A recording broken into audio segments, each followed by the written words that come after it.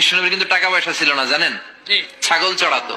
Cowboy মা মিন নাবিয়্যিন ইল্লা রাআল গানাম, ছাগল চড়াতেন। এরপর যিনি বলেছেন উনি হয়তোবা বুঝানোর জন্য বলেছেন, উদ্দেশ্যমূলক ভাবে জীবন আমার নবীকে ছোট করেন না, এটা আমার বিশ্বাস। কারণ মুসলমান যদি কলমা পড়ে থাকে নবীকে কখনো ছোট করতে পারে?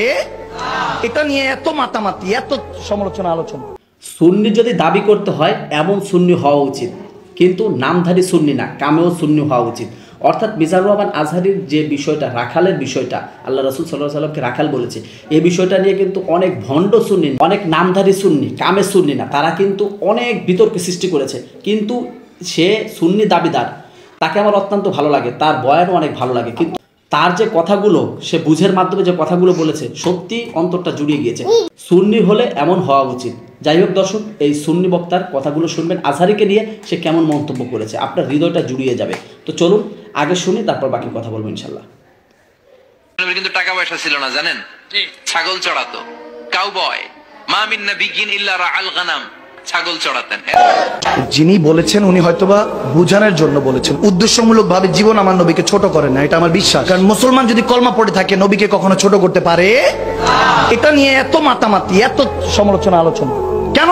এগুলো 5 বছর আগের বিষয়, এখন টেনে এনে মাহফিলে ওনার মানুষ হচ্ছে দেখে আপনি যা তা বলবেন। আপনি ঠিকঠাক মতো আলোচনা করেন, খোদার কসম যদি 10 জনও বসে এরাই পাক্কা ইমানদার হয়ে যাবে, নামাজি হয়ে যাবে, ঠিক না? আলোচনা এমন ভাবে করেন যাতে তারা ইমানদার হয়ে যায়, নবীর ভালোবাসা অন্তরে আসে।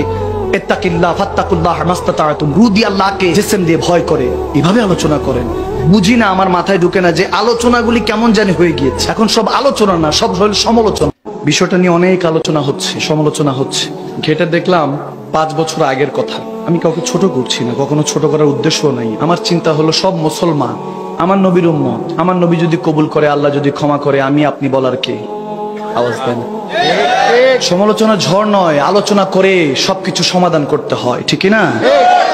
যিনি বলেছেন উনি হয়তোবা বুঝানোর জন্য বলেছেন, উদ্দেশ্যমূলক ভাবে জীবন আমার নবীকে ছোট করেন না, এটা আমার বিশ্বাস। কারণ মুসলমান যদি কলমা পড়ে থাকে নবীকে কখনো ছোট করতে পারে?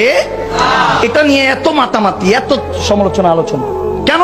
এগুলো 5 বছর আগের বিষয়, এখন টেনে এনে মাহফিলে ওনার মানুষ হচ্ছে দেখে আপনি যা তা বলবেন। আপনি ঠিকঠাক মতো আলোচনা করেন, খোদার কসম যদি 10 জনও বসে এরাই পাক্কা ইমানদার হয়ে যাবে, নামাজি হয়ে যাবে, ঠিক না? আলোচনা এমন ভাবে করেন যাতে তারা ইমানদার হয়ে যায়, নবীর ভালোবাসা অন্তরে আসে। ইত্তাকিল্লাহ ফাত্তাকুল্লাহ মাস্তাতাতুম, রু দিয়ে আল্লাহকে জিসম দিয়ে ভয় করে, এভাবে আলোচনা করেন।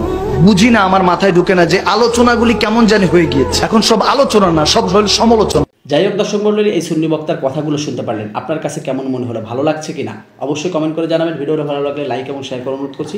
সম্পূর্ণ ভিডিওটি কন্টিনিউ করার জন্য আপনাকে অসংখ্য ধন্যবাদ। তো সবাই ভালো থাকবেন, সুস্থ থাকবেন। আসসালামু আলাইকুম ওয়া রাহমাতুল্লাহি ওয়া বারাকাতুহু।